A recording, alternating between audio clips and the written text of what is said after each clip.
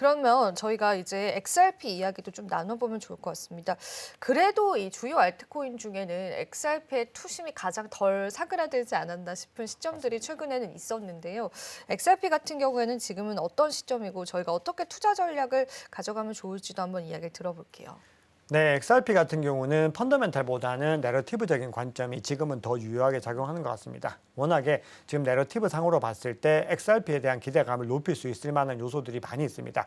기본적으로 우리가 이더리움 때부터 계속 솔라나까지 얘기를 하고 있지만 국가 전략적인 준비 자산으로서 XRP도 트럼프 대통령이 언급을 했다라는 부분들이 중요한데요.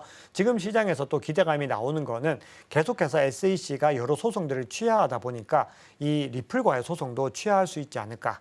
이제 더 이상 하지 않고 여기서 마무리를 하지 않을까라는 기대감들이 나오는데 이 상황들이 좀 쉽지는 않다는 분석도 많이 나옵니다. 가령 토레스라고 해서 이 미국의 남부지방법원의 검사가 판결을 내린 부분들이 있는데 거기서 뭔가 SEC와 리플 사이에서는 해결하지 못하는 여러 가지 변수들이 있다라는 분석들도 나오고 있습니다. 다만 그럼에도 둘의 의지가 확고하다고 했을 때는 합의 과정을 갖다가 원만하게 도출할 수 있다라는 기대감들이 있는데 만약에 소송이 마무리가 됐을 때는 이 XRP뿐만 아니라 알트코인 시장 전반에 큰 호재로서 작용을 할 수 있고 XRP 같은 경우는 더 많이 뭔가 가격 상승의 소스로서 작용을 할 수 있다. 이런 기대감들이 첫 번째 있고요. 두 번째는 좀 악재 소식도 전해지고 있습니다. 리플의 CTO 어떤 천재 개발자인데요. 데이비 슈워츠라고 하는 인물이 본인들 이 리플랩스 회사 이익에 따라서 XRP 매도할 수 있다. 왜 우리가 계속해서 XRP의 가격을 지켜줘야 되냐. 이렇게 얘기를 했습니다. 그래서 커뮤니티에서는 뭔가 배신감이 느껴진다. 왜 그러셨을까요? 이런 이야기들이 나오는데 네. 여기에는 뭔가 의도가 있는데 이건 뭐 개인적인 관점입니다만 지금까지 이 XRP 같은 경우는 리플에 의해서 가격이 좌지우지되는 뭔가 중앙화된 코인이다라는 관점들이 있었는데 이 리플의 CTO가 이렇게 얘기를 했다는 거는 이제는 XRP는 리플랩스에 의해서 좌지우지되는 그런 코인이 아니라 더 탈중화된 코인이다라는 부분들을 강조하려는 것이 아닌가 생각을 합니다. 그래서 결국은 중장기적으로 XRP가 계속해서 상승 추세를 가져가기 위해서는 뭔가 이 중앙화된 이슈를 벗어나야 되는데 여기에 대해서 이야기를 한 거다라고 개인적으로는 보고 있고 그런 관점에서는 단기적으로 어떤 악재로 작용할 가능성도 있겠지만 중장기적으로는 호재에 더 가깝지 않을까 이렇게 보고 있습니다. 네, 좋습니다. XRP에 관한 이야기들까지 들어봤으면요. 저희가 나머지 이야기들을 쭉 한번 들어보면 좋을 것 같아요. 카르다노 에이다뿐만 아니라 또 ETF 승인 가능성 높은 알트코인까지 쭉 한번 이야기를 들어보겠습니다. 네, 우리가 시장에서 가장 의외였다라고 하는 반응이 나온 게 이 트럼프 대통령의 전략 자산에 이 카르다노가 포함되어 있었습니다. 맞아요. 그런데 이 카르다노의 창립자가 찰스 호스킨슨이라는 사람인데 계속해서 미국의 어떤 이런 정치적인 구도에서 입김을 형성하는 그런 모습들을 보여줬는데 또 이번에 서밋에서는 초청자 명단을 받지 못했다라는 이야기들이 나오면서 이게 어떤 상황인가 여러 가지 뭐 설왕설래가 나오고 있는데요.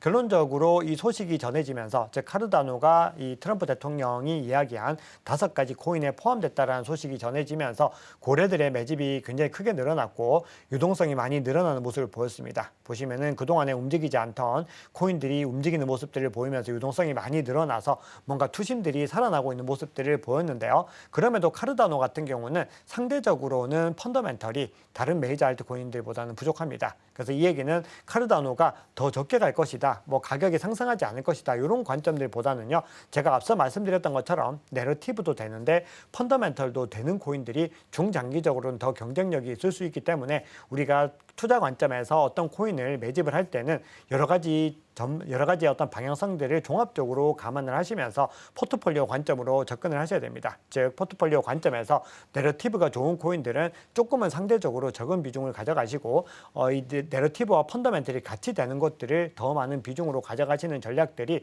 장기적인 관점에서는 더 도움이 될 수 있다는 거죠. 다만 그럼에도 단기적으로 어떤 것들이 더 많이 올라갈지에 대한 부분들은 내러티브에 의해서 많이 작용되기도 합니다.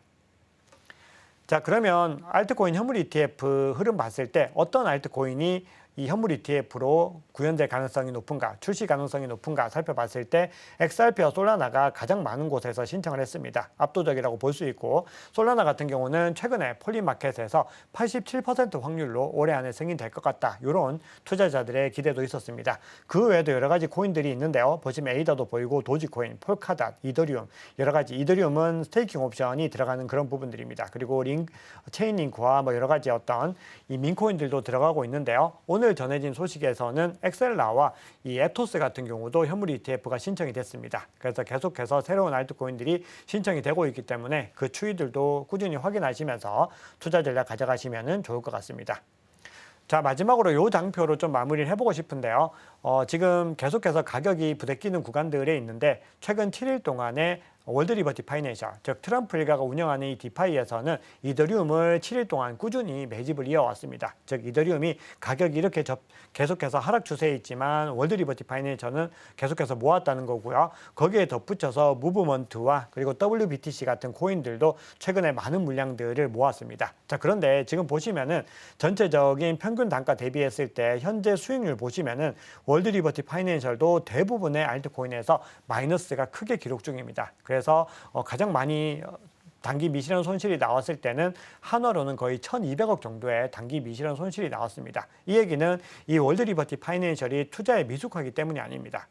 이 월드리버티 파이낸셜은 계속해서 중장기적인 관점에서 트럼프 대통령의 정책적인 방향성과 시장의 방향성들을 보면서 장기적으로 꾸준히 좋은 코인들을 모아나간다라고 하는 전략들을 가져가고 있기 때문에 우리도 이런 것들을 좀 감안하셔야 됩니다. 결국은 알트코인 투자에서는 단기 미실현 손실 없이 투자하는 것은 거의 불가능하기 때문에 결국 중요한 것은 가장 좋은 구간에서 꾸준히 물량들을 매집해 나가는 것이고 좋은 알트코인들을 선별해서 모아나가는 것이다라는 겁니다. 그리고 그런 것들의 가이드를 만들 때 이런 월드리버티 파이낸셜의 포트폴리오도 같이 참고를 하시면은 투자의 방향성을 잡는데 일정 부분 도움이 되시지 않을까 그렇게 생각을 합니다.